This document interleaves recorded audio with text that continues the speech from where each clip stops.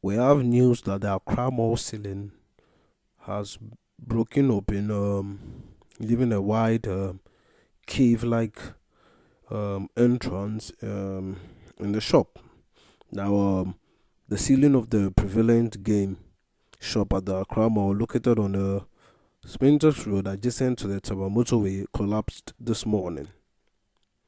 An observer who addressed the press said the top of the prominent shop, which is the game, collapsed on Thursday morning, constraining customers and workers to escape for their lives. Now, this was on Thursday, the 11th of October 2018. Now, as indicated by the onlooker, a few people who were caught have been protected and hurried to a close by health facility for treatment. Apparently, some incidents, some people might have been hit by a couple of the items, the ceiling fragments that fell down. Now, he included that the security officers and workforce for the Ghana National Fire Service have anchored the premises to avert further wounds and any looming debacle. Now, after the incident, the President of the Republic of Ghana stated in a tweet that I am disturbed to hear of the incident at the Accra Mall.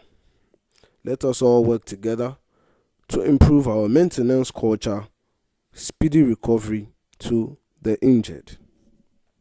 Now, it is one of the most modern shops in West Africa and the first largest scale shopping center in Ghana. That is the Accra Mall. Now, it is actually owned by Atterbury Property Development, Sanlam, and the Molaza family. The mall is an enclosed and fully air-conditioned shopping center. It has 20,000 square meters of retail space with parking for over 900 cars. Now, the Accra Mall accommodates like 65 land shops, of which 30% are operated by Ghanaian retailers. That's a very small 30%. Yeah. Now, when the news first came in, I wasn't too shocked because a couple of times I've been to the mall and I've been seeing this form of work. I can't really tell whether it's work or if it's some form of maintenance they are trying to do. Especially in the ShopRite shop. Now you enter and you see sometimes there are these poles that the contractors, climb to go to the ceiling. They have been mounted there.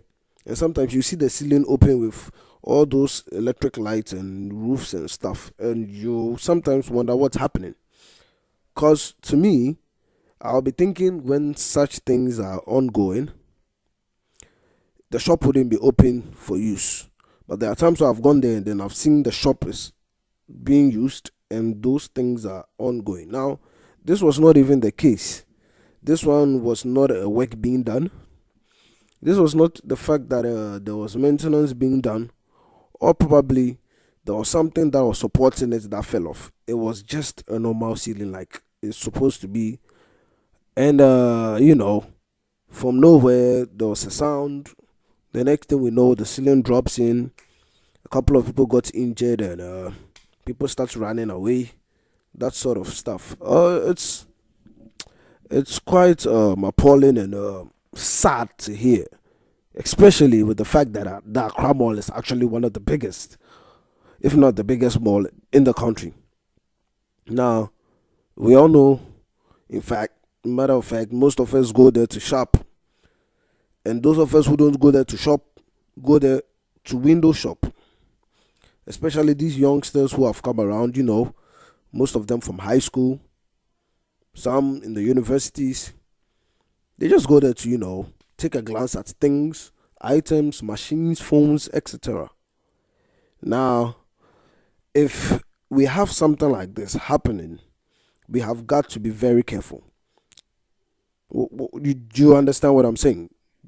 Because this is a place where people come in, day out. Now, I would like you to also know that it's actually, well, I don't know if it's still 24/7, but to the best of my knowledge, it runs 24/7. Now, this means there are some shops that close at night, but there are others that still operate.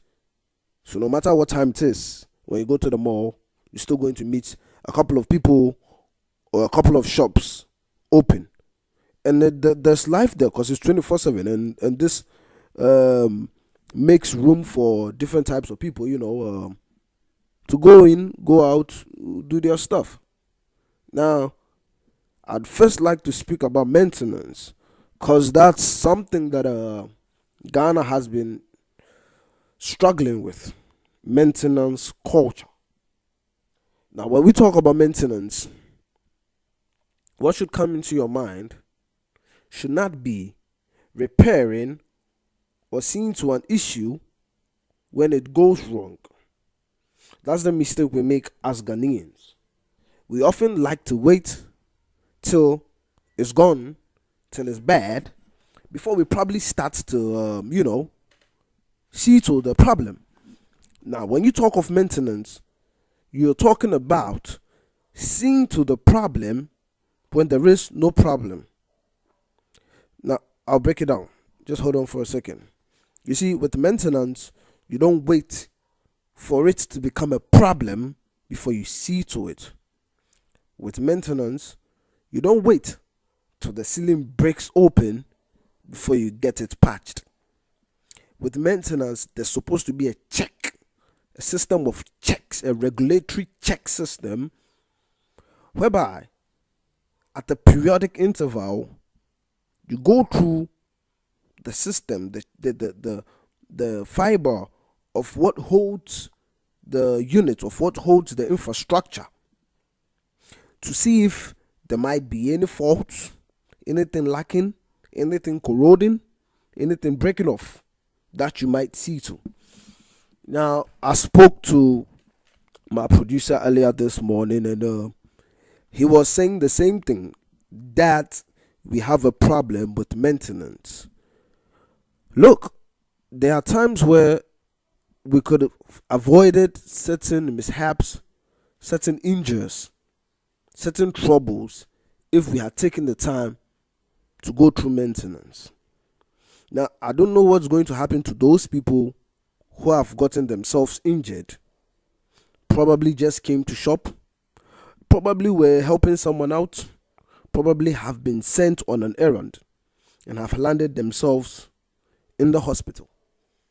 Now, there is no time to put the blame game on nobody. We are not going to blame the owners of the shop. We are not going to blame the owners of the mall. We are not going to blame whoever was supposed to do what was supposed to be done. Instead, we are going to put this sound, message into the ears of not only those who operate and own the Accra Mall, but also of all other Ghanaian institutions and infrastructures. Because it's going to happen again somewhere else. It's materials. It's not a human body. And even the human body needs maintenance. But with the materials we use, especially these days where people use a lot of fake stuff, I think you should take maintenance very, very seriously. Now, imagine someone lost their life because of this issue. Are we going to allow people to die? Are we going to allow people to go through hurt, pain, inconvenience, just because we forgot to go through buildings, to go through the checks, to go through the joints, to see the bone and marrow of what is going down? We have to get to a point where we are able to dissect and, remove all these unwanted barriers.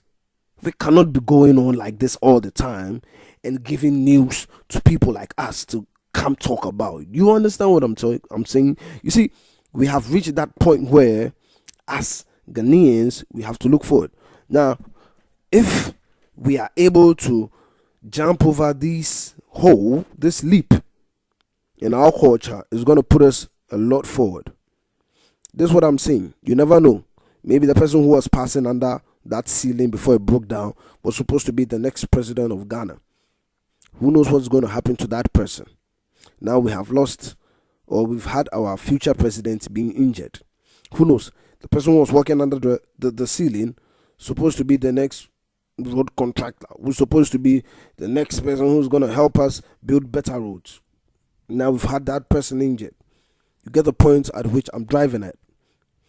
We have made it a culture of not caring about maintenance, and it has to stop.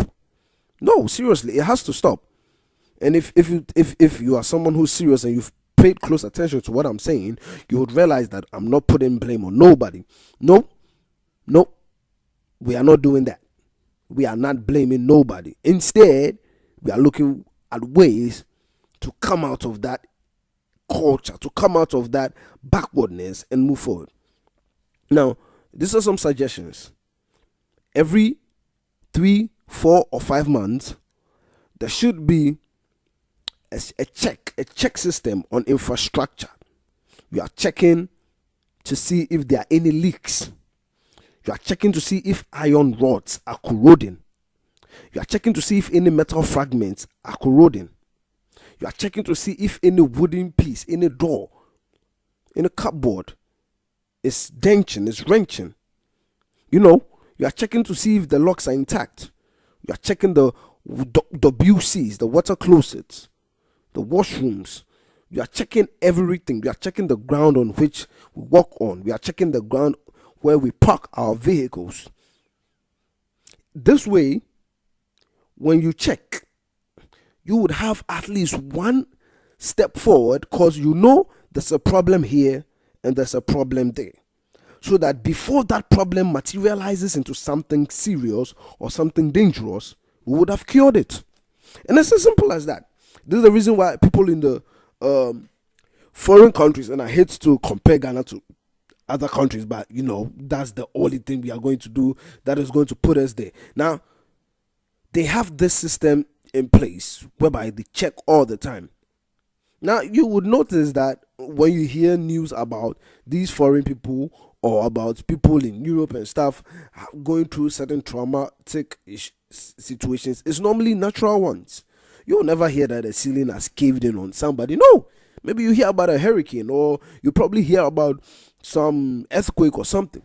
But aside that, for a building to come down, or for a 4 or 5 story building to collapse, no, you'll never hear that. It will be hard unless it's a bomb or something. So we in Africa here, who have been blessed not to go through earthquakes and such disasters, we should take this opportunity, capitalize on maintenance. How long are we going to make it bite us? How long are we going to let this be a pain in our butt? How long? Now, this is the Accra Mall. What if it was your child? What if it was your child that was walking under that ceiling that fell off? How would you take it? To whoever is responsible for making sure maintenance is in order, we beg of you. Please, we are not blaming nobody. Instead, we are asking you to make sure those things are put in check. It is human life we are talking about. Forget about property, because property can get damaged all the time and we can replace it. But when it comes to human life, there is no replacement. We play too much. And as Ghanaians, we have to find ways to change that. We play too much. Now, I'd like to send my condolences to all those who are injured. I'd also like to send my condolences to the families of those who are injured. We would like to, send you our warmest regards during these times. Knowing that you've gone through such a traumatic thing that was no fault of yours. We also do wish them speedy recovery. I hope they come out safe, sound, and very alive and kicking.